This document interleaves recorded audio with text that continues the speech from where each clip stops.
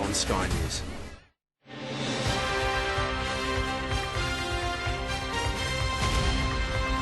Welcome back to Small Business. Well, social media marketing is now incredibly important for businesses, both big and small.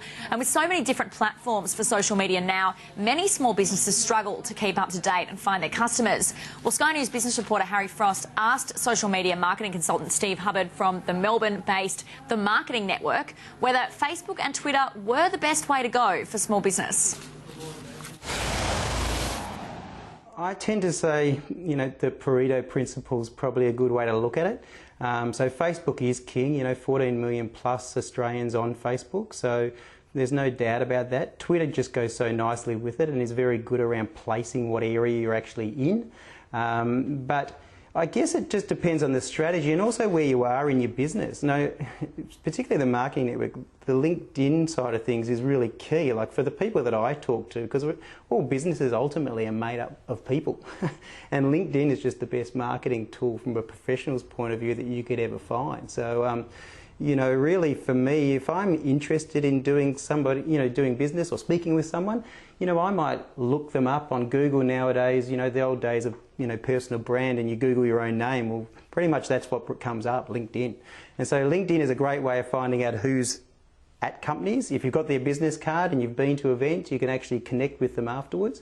But the opportunity is with LinkedIn at a personal level to really connect. But certainly Facebook and Twitter are the two key vehicles. And I guess the main one, and the main reason I say Facebook 80-20 is because Facebook advertising now is A, very affordable, B, very, very easily targeted within a local area. And I think because it's Facebook and people know there's over 1 billion people and it's Facebook, so they get a bit worried of how do you go about managing that platform. So what I tend to do is work with them on a strategy that says, okay, you need to have a habit of social media, on a daily basis or every second day, whatever that might be. But within that habit, we've got one mouth, two eyes, two ears. So part of that habit is engaging with others, but also within that habit should be one promoted post. Don't be scared to promote what it is about your business that is significant and special and that people might be interested in.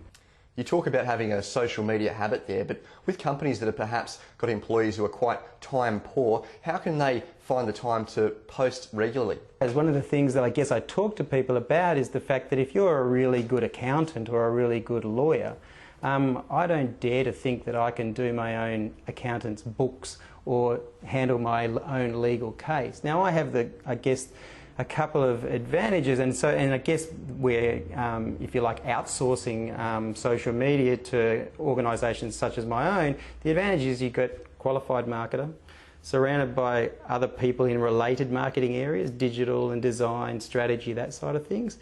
And also, in our instance, we have a platform that we actually put people on too, but that's probably another conversation. But in terms of that all time consuming, I guess one of the conversations I have, because I certainly started out as a social media marketer with this sense of wanting to teach people how to fish.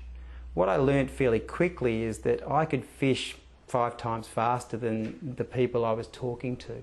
And so whilst I do encourage and like to be able to train people within organisations, the issue becomes is that if you're not used to using platforms such as a Hootsuite or knowing what message you're going to give and knowing what your actual objectives are, then the likelihood is that you may, even if you get a lot of likes and you get a lot of even engagement, it ultimately may not improve your bottom line on your business. And ultimately, let's face it, all marketing and communications, if you're business related, presumably comes back to the fact that you wanted have some return on investment. So if someone in your office is spending 6 hours on Facebook and they can't tell you that as a result of that 6 hours on Facebook you've had X amount of phone calls or inquiries or sales leads, then really that 6 hours, as you said, would probably be a waste of time.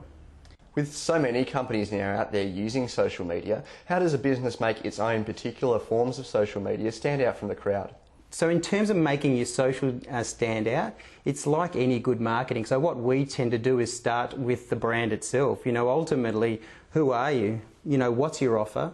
and who are your customers, who are you targeting. So in terms of, if you don't know those three things to start with, there's an old saying in advertising that good advertising makes bad products fail faster. So effectively you kind of got to know who you are and what your offer is going to be.